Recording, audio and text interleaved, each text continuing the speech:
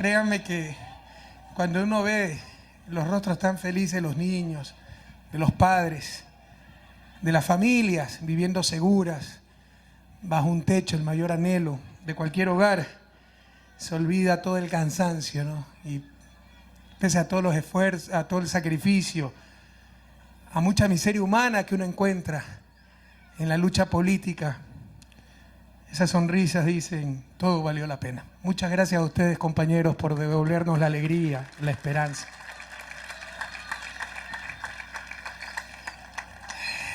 Aquí ha habido crueles eufemismos, ¿no? Se nos hablaba de un modelo de desarrollo exitoso. ¿Exitoso para quiénes? Para los de siempre. Porque las inmensas mayorías, ese éxito, ni siquiera lo habían visto de lejos. ¿Habrán alguna vez visitado a aquellos que decían y hablaban de un modelo exitoso en Guayaquil? La cantidad de barrios miseria, invasiones con calles polvorientas, sin agua, sin electricidad, sin alcantarillado, sin transporte, sin colegios, sin centros de salud, con casas precarias, con piso de caña, de tierra, paredes de caña, muchas veces un solo ambiente.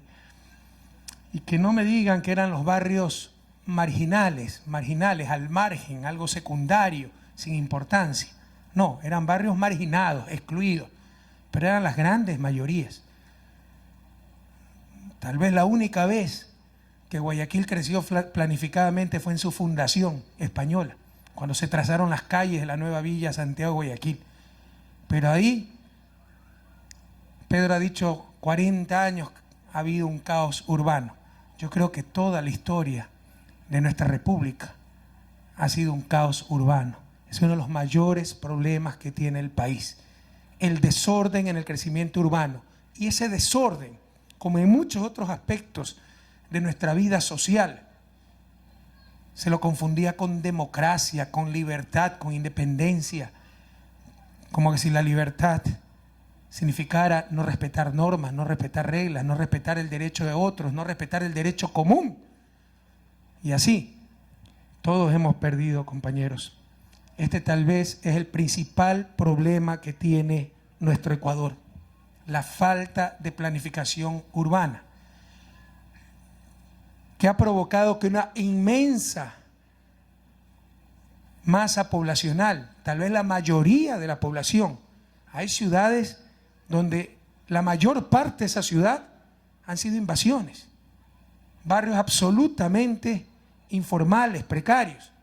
El propio Guayaquil, aquí al frente Durán, Santo Domingo, ha habido ciudades que han nacido un cruce de caminos, alrededor de pozos petroleros, sin servicios básicos, sin ninguna planificación.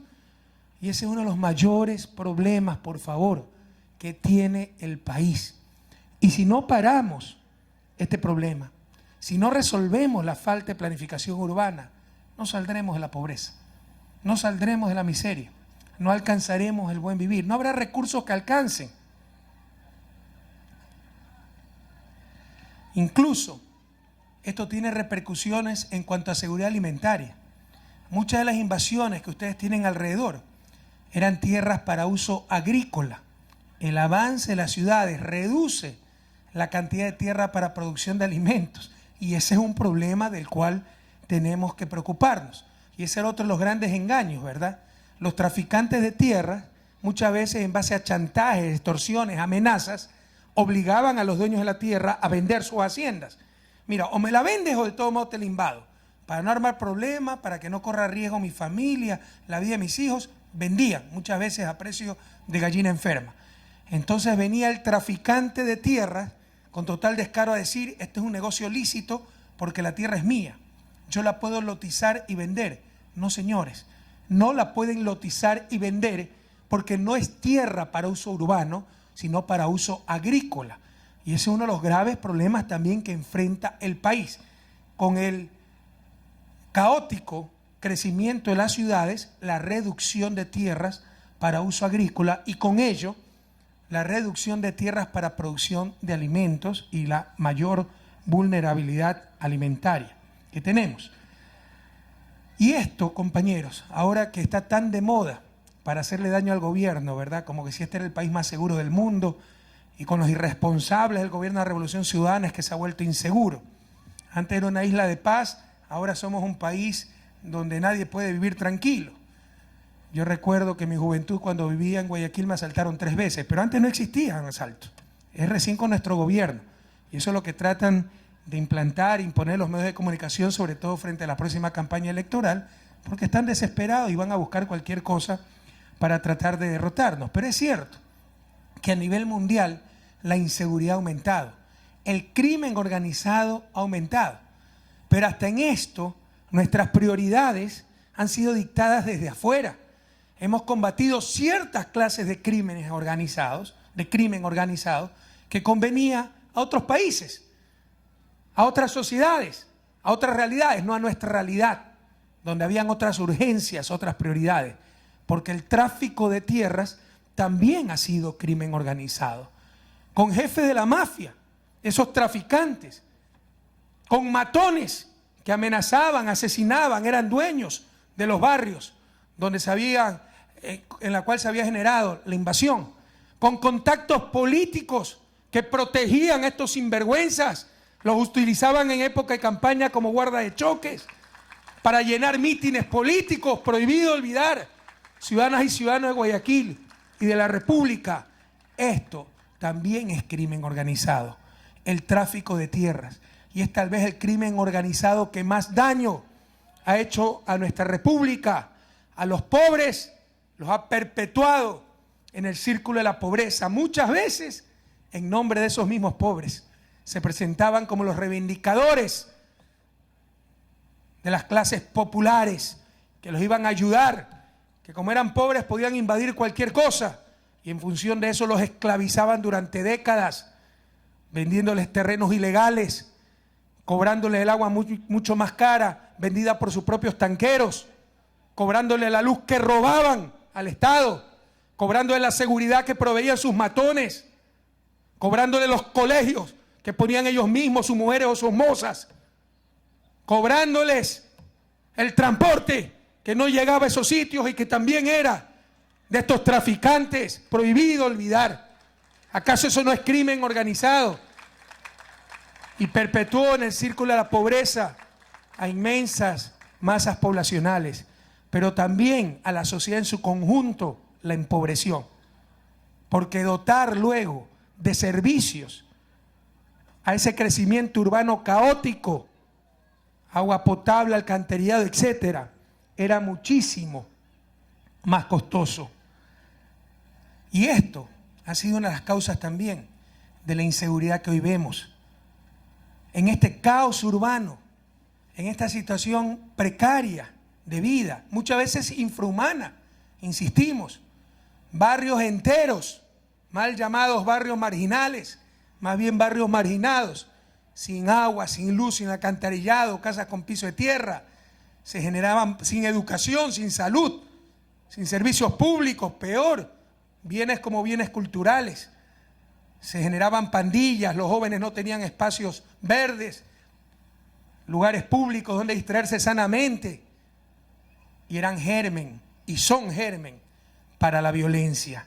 Ojalá entendamos el daño que nos ha hecho esta clase de crimen organizado y logremos consensos nacionales, políticas ya no de gobierno, sino de Estado, para poner un alto radical a este crimen organizado, el tráfico de tierras que tanto daño ha hecho a nuestro país, que si no lo vencemos, no nos permitirá lograr el buen vivir, lograr el desarrollo. Y no solo ha sido ese crimen organizado, como en muchas otras partes. El crimen organizado tiene sus corifeos políticos. Muchos politiqueros han sido cómplices de esos criminales llamados traficantes de tierra, esos explotadores, entendiendo democracia como anarquía, entendiendo ayuda a los pobres como cualquier abuso, irrespeto, no cumplimiento de ninguna norma, y muchas veces también desde ese origen politiquero se han fomentado esta clase de invasiones y esta clase de barrios precarios que, insisto, tanto daño han hecho al país. Por eso, compañeros, compañeras, y aprovecho para saludar porque me olvidé de saludar al inicio, siempre me olvidé de saludar, ¿no? Un abrazo a la mesa directiva, a los ministros, a los señores representantes de los medios de comunicación, a todos ustedes, a la fuerza pública. Por eso, compañeros, esta revolución ciudadana está decidida, cueste lo que cueste, a realizar también una revolución urbana, la revolución del buen vivir. La mayor responsabilidad está en las manos de los alcaldes y todo nuestro respaldo, todo nuestro apoyo a aquellos alcaldes que luchan por su comunidad, luchan por el bien común, luchan por el buen vivir de sus ciudadanos. Esa revolución urbana implica cero tolerancia a las invasiones. Al entrar a Ciudad Victoria, me esperaban unos 20 manifestantes con sus letreros: no más desalojos. Con el dolor del alma, compañeros, les tengo que decir: sí desalojos a las nuevas invasiones. Cero tolerancia a las nuevas invasiones. Demasiado daño ya han causado. No me invoquen la pobreza para justificar estas barbaridades. Ustedes han vivido en carne propia que eso no es la solución, sino nos esclaviza a mayor pobreza, nos condena a mayor pobreza aún. Se acercan las elecciones. Si quieren, esas compañeras y esos compañeros, probablemente de buena fe, pero engañados, que voten por el demagogo que les diga que esta es la solución. Yo tengo que asumir mi responsabilidad, compañeros. Esto nos ha hundido en la miseria, ha hecho más pobres a los pobres, ha impedido que el país salga adelante, y la decisión de este gobierno la ratifico: cero tolerancia a las invasiones. Como ya hemos manifestado,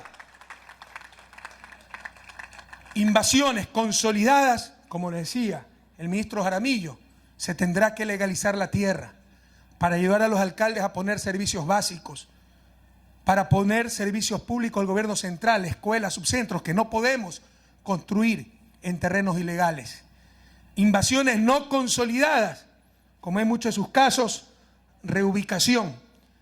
Y es difícil construir viviendas muchas veces, porque hay que ver de dónde se saca dinero, cómo se financia, luchar contra una cultura de lo que se puede hacer mañana, hagámoslo pasado mañana, y dejar pasar el tiempo. Pero mucho más difícil ha sido reconstruir la confianza. ¿Cuántas veces fueron engañados? ¿Cuántas veces los politiqueros en época de campaña le iban a pedir el voto para decirles y diciéndoles: vamos a legalizar sus tierras, le vamos a dar vivienda? El mayor problema que encontramos al llegar al gobierno es que nos habían robado lo más importante, la esperanza. Ya la gente no cree en nada, no cree en nadie. Hemos logrado reconstruir esa confianza. Ahora nuestra gente, sobre todo los pobres, creen en la revolución ciudadana, creen en el gobierno nacional. Y hemos logrado que esas invasiones no consolidadas acepten reubicarse. Y obviamente esas casitas tendrán que ser destruidas y convertidas en espacios verdes. Y nuevas invasiones, compañeros, serán desalojadas.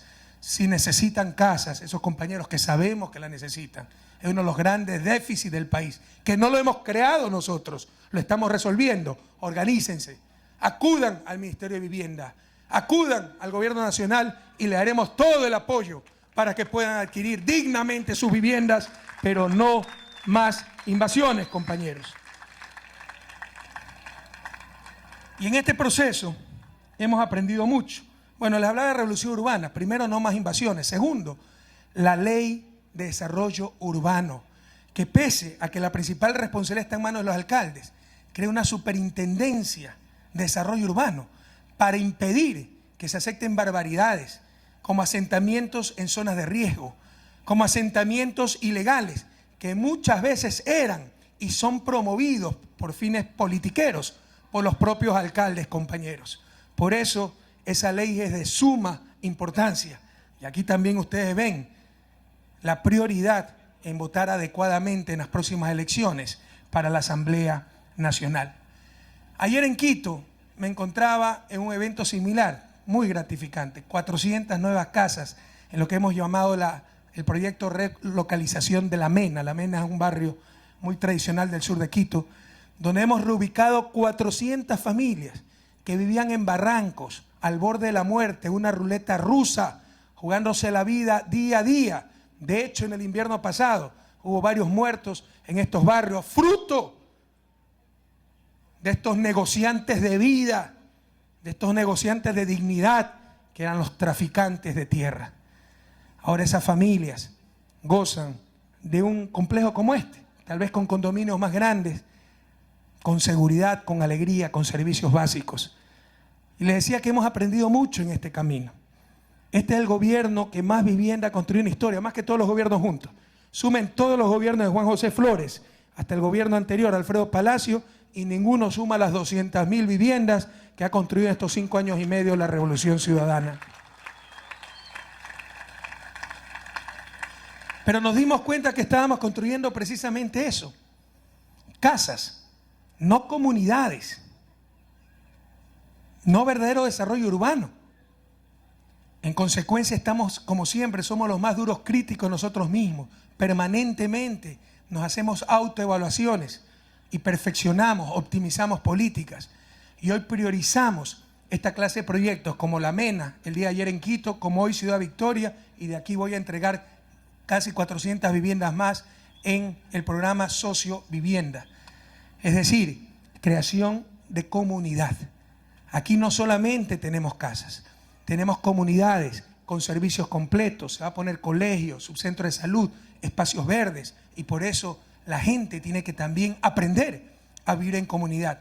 Saber que no solo soy responsable por mi casita, sino por el entorno. Todos colaborar para que el barrio luzca lindo. Por eso es un proyecto comunitario, no solamente de vivienda. Y nos vamos a enfocar en esta clase de proyectos. También nos hemos enfocado en grupos objetivos. Barrios con alto riesgo. Personas con discapacidades, que eran los olvidados entre los olvidados. Ahora gracias, me decían gracias a usted, presidente. Yo no he puesto 20 centavos aquí. Gracias a ustedes, gracias a su decisión de sostener esta revolución ciudadana. Esos hermanos discapacitados ya tienen, aunque sea un techo seguro, donde vivir. Y con esto también estamos demostrando otra cosa sumamente importante, que ese discurso de que yo me dejé estafar, me dejé manipular por el traficante porque soy pobre, es un discurso vacío, porque les ha costado a nivel individual como familia y a nivel social mucho más caro si al principio hubiéramos hecho las cosas bien. Ustedes saben que vivir en las invasiones no era gratuito. Tenían que comprarle el terreno y venta ilegal. En verdad no era de ustedes el terreno, no valía esa transacción. Estaban siendo estafados. A los traficantes no hay que pagarle 20 centavos más, hay que denunciarlos para mandar presos a estos sinvergüenzas que han creado tanta miseria, compañeros, que nos han hecho tanto daño. Ustedes saben que tenían que pagarles por un terreno y era una venta ilegal, era una estafa. Tenían que pagar, como mencioné, por el agua, mucho más cara. El agua en tanquero cuesta 5 veces más que el agua entubada. Por los colegios privados que estos mismos tipos ponían, porque no se podía construir colegios públicos en tierras no legalizadas. Tenían que pagar mucho más por la electricidad. Eran extorsionados con la seguridad. Fácilmente, los pobres, entre comillas, dejándose explotar por estos traficantes, pagaban 120, 150 dólares. Aquí, gracias al apoyo del gobierno nacional y con un adecuado financiamiento, lo cual también es un paso cualitativo extraordinario. Cuando los pobres habían tenido acceso al crédito. Ahora, como tienen un activo que es su casita, pueden acceder al crédito hipotecario pagado a largo plazo y a convenientes tasas de interés. Ahora aquí la gente nos está pagando 80 dólares. ¿Cuánto está pagando? El más caro nos está pagando 75 dólares. Y les aseguro que en la inmensa mayoría de los casos es mucho menos de lo que pagaban en las invasiones, compañeros. Les estamos demostrando que organizadamente, planificadamente, coordinadamente, ustedes pagan menos como familia. Y nosotros como sociedad, y ustedes son parte de esto, es su petróleo, son nuestros impuestos, también pagamos mucho menos. Dotarle de servicios básicos a Monte Sinaí, con la dispersión de viviendas que había por el caos urbano, por la invasión, eran como 400 hectáreas, sin las casas, con las mismas casas precarias, construidas con mucho esfuerzo por muchos de ustedes. Dotar de agua potable, alcantarillado, asfaltado, bordillos, aceras, tendido eléctrico, etcétera, sin colegios, sin nada. y sin casas, nos hubiera costado cerca de 140 millones de dólares. A esa misma cantidad de familias. Densificando, aquí tenemos 450 personas por hectárea. En las invasiones debemos tener, ¿cuánto será? La quinta parte. Densificando, la octava parte, la novena parte. 50 personas por hectárea. Aquí tenemos 450 personas por hectárea. Mucha más gente viviendo en menor terreno. Eso se llama densificar. Densificando la población, el asentamiento urbano más exactamente, con la mitad de lo que íbamos a gastar en Monte Sinaí, podemos dar esa agua potable, ese alcantarillado, ese tendido eléctrico, esos espacios verdes y las casas a mitad de lo que nos costaba en Monte Sinaí, compañeros. Es decir, individual y socialmente, vivir organizadamente, la planificación urbana, acabar con el caótico crecimiento en nuestras ciudades, nos beneficia a ustedes como familia y a todo el país como sociedad. Acabar con esto de la falta de planificación urbana, con el tráfico de tierras, con los traficantes de tierra, esa forma de crimen organizado que tanto daño nos han hecho. Quiero decirles que tenía para escoger entre venir a este evento y poner una ofrenda floral en el hemiciclo de la Rotonda, en el monumento a Bolívar y San Martín, por cumplirse hoy un aniversario más del natalicio libertador Simón Bolívar. Y por supuesto que escogí brindar la mejor ofrenda al libertador, porque él hubiera estado muy contento al ver que por fin estamos construyendo esa patria grande, esa patria digna, soberana, de todas y de todos, sin miseria, sin pobreza, sin opulencia, pero tampoco sin esos extremos de miseria que son un atentado a la dignidad humana.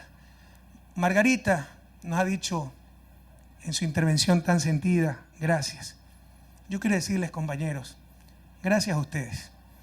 Créanme que nos llena de profunda emoción, de muchísima esperanza, de gran satisfacción, aunque, como siempre repito, mientras haya un solo pobre en la patria, yo no podré estar satisfecho. Pero nos renueva el alma ver la alegría en sus ojos, la alegría en los ojos de sus niños, la alegría en los ojos de nuestros hermanos con capacidades especiales, la alegría de la Alejandrina Angulo, con 3 hijos y apenas 28 años, sin esposo, y denuncien a esos malos esposos, a esos malos padres, que asuman sus responsabilidades, compañeras. No se dejen, la justicia está de su lado, las leyes la protegen. Ver la alegría de Alejandrina, que vivía en una invasión en forma precaria, tiene su casita segura para sus hijos. Dentro de su tragedia, hace algunos meses le asesinaron de la forma más cruel a su esposa, Patricia Pillazagua. Ve la alegría de Ronnie, y que encontró a su hijita Noemí. Y felicitaciones a la Policía Nacional por ese extraordinario trabajo. Y saber que Noemí, aunque sea, tiene un techo seguro donde crecer. Patricia, de algún lugar del infinito, debe estar muy contenta por la seguridad que ahora tiene su hijita. Ve la alegría de Mayra, esas heroínas cotidianas que nos enseñan tanto de esfuerzo, de trabajo, de constancia, de dignidad. Querida Mayra, muchas gracias por todo el ejemplo que son ustedes para todos nosotros, que vive también con su hijita ahora en un techo seguro. Ver a la familia de Wendy con su esposo y sus hijos, que durante, ¿cuántos añitos tiene John? 12 añitos han cuidado con tanto cariño a John, que tiene parálisis cerebral en alto grado. Ustedes me agradecían por la ayuda, compañeros. No saben cuánto le agradecemos a ustedes por su ejemplo de sacrificio, de abnegación, de amor. Son un ejemplo para todos nosotros. Lo que sí nos da gran alegría, si hemos podido contribuir en algo para que ustedes puedan vivir mejor en una sociedad donde se maltrataba tanto a las personas con capacidades especiales. Una sociedad que nunca se preocupó por nuestros discapacitados, que eran los olvidados entre los olvidados. Y hoy, por ejemplo, Wendy, su esposo John, tienen casita propia y tienen el bono Joaquín Gallegos Lara, para que Wendy pueda quedarse en su casa recibiendo $200 mensuales del Estado ecuatoriano para que cuide con el cariño que solo puede dar una madre a su hijo John con parálisis cerebral. Yo tengo que agradecerles a ustedes, compañeros, por el ejemplo cotidiano de heroísmo, abnegación, amor que nos dan. Y tengan la seguridad que nuestra mayor alegría es poder servirlos, porque solo estamos para servirlos a ustedes, para buscar un país sin opulencia, pero sin miseria, un país mucho menos injusto, un país de todas y de todos. Pero para ello necesitamos la colaboración de cada uno de ustedes. Solos no lo vamos a poder lograr. Así que, pobres de la patria, sobre todo los pobres de la patria, nunca más invasiones, nunca más permitir estos sinvergüenzas que son los traficantes de tierra. Traficantes de tierra, nunca más. A no pagarles 20 centavos más, a denunciarlos para mandarlos presos. A confiar en el gobierno nacional, a confiar en la revolución ciudadana, que con dificultades, con grandes obstáculos, pero avanzamos, venceremos y lograremos esa patria de todas y de todos, esa patria cariñosa, que un abrazo fraterno nos una a todos los ecuatorianos. Felicitaciones a los nuevos propietarios, a contarse entre todos este ejemplo, que es el ejemplo a seguir de todos los pobres de la patria para poder alcanzar una vida con dignidad. Felicidades por su nueva casita y hasta la victoria siempre, compatriotas.